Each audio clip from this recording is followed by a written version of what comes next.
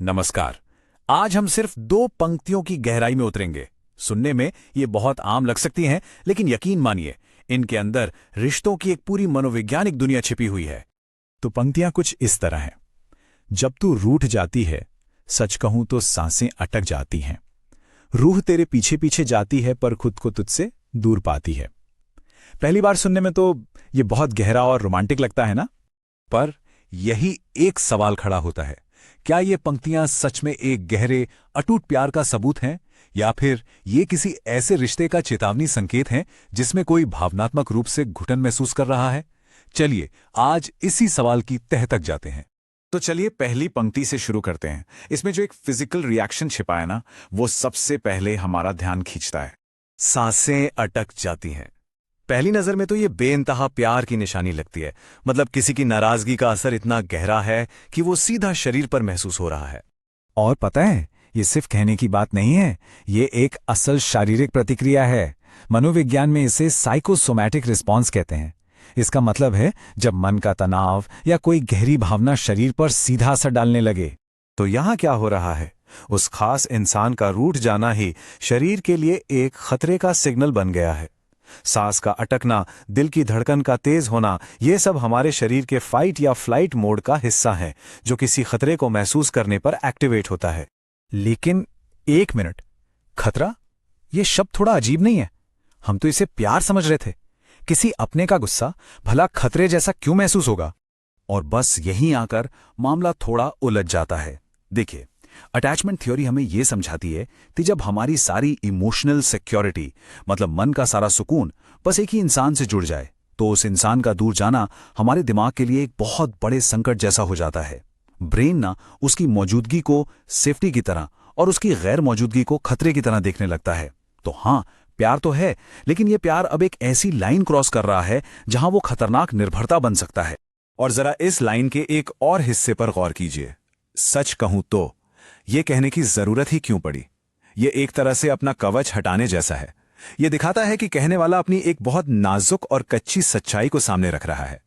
ये एक कबूलनामा है जो कहता है, देखो, मैं सारे मुखौटे उतार कर बता रहा हूं कि तुम्हारी नाराजगी मुझ पर क्या असर करती है। चलिए अब दूसरी पंक्ति पर आते हैं, जहां मामला शरीर से निकलकर और भी गहरा रूहानी हो जाता है। रूह तेरे पीछे पीछे जाती है पर खुद को तुझसे दूर पाती है।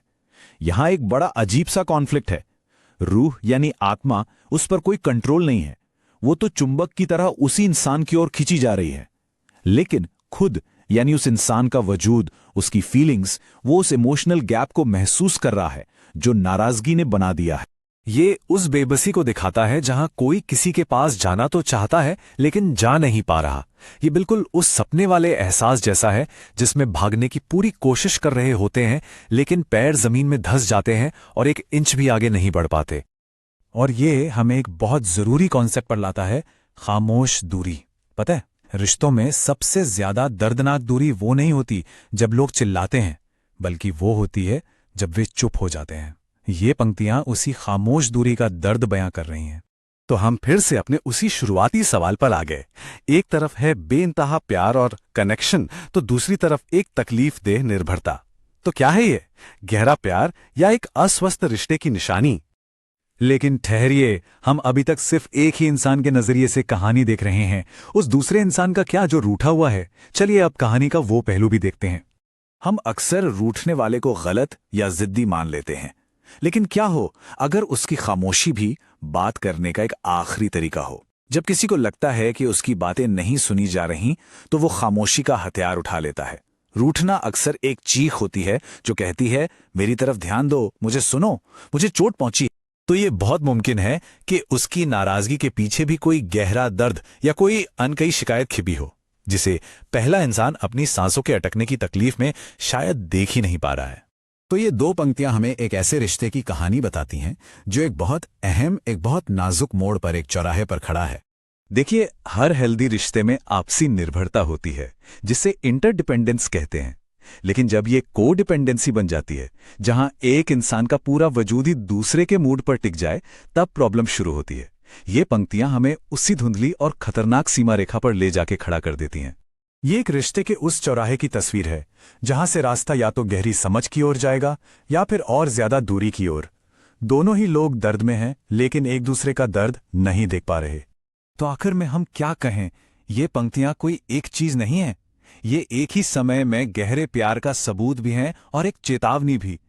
ये एक ऐसे प्यार की तस्वीर है जो इतना गहरा है कि दर्दनाक घुटन में बदलने की कगार पर खड़ा है।